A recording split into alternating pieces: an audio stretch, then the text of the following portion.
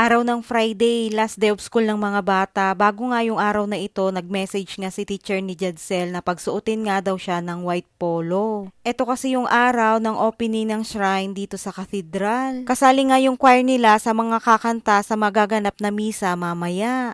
Kaya iyon, nakikisuot din ako ng color white na gusto ko nga rin mag-attend ng misa. Sabay bantay na rin sa kanya kasi ipupull out nga daw sila ng mga 8:45 papunta nga ng simbahan. Although alam ko naman na may mga kasama silang adult na magbabantay sa kanila pero hindi pa rin ako kampante.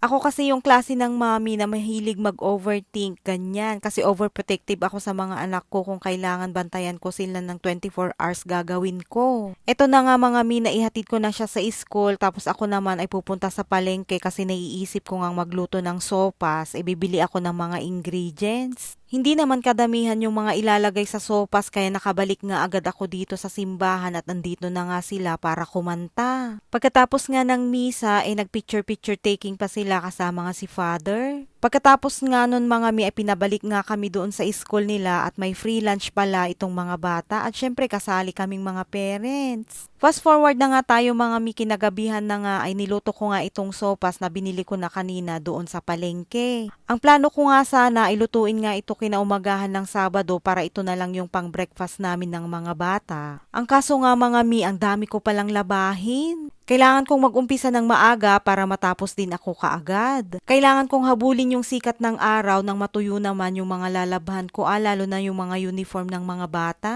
Kaya nga ngayon ko na lang lulutuin itong sopas para ito na lang yung pang dinner namin at para bukas ipapainit na lang namin at ito na yung kakainin namin breakfast ng mga bata.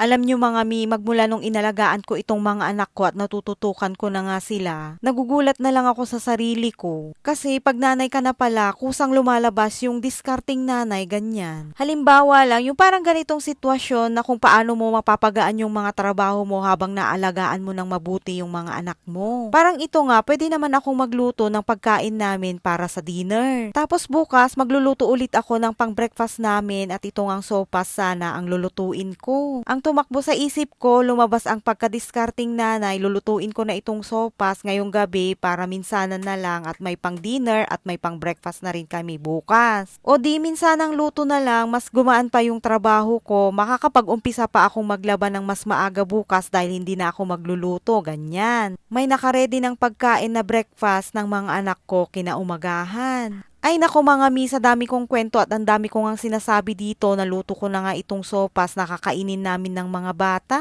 Naglaga na rin ako ng itlog mga mi dahil mas masarap ang sopas pag may kasamang ganito. O siya,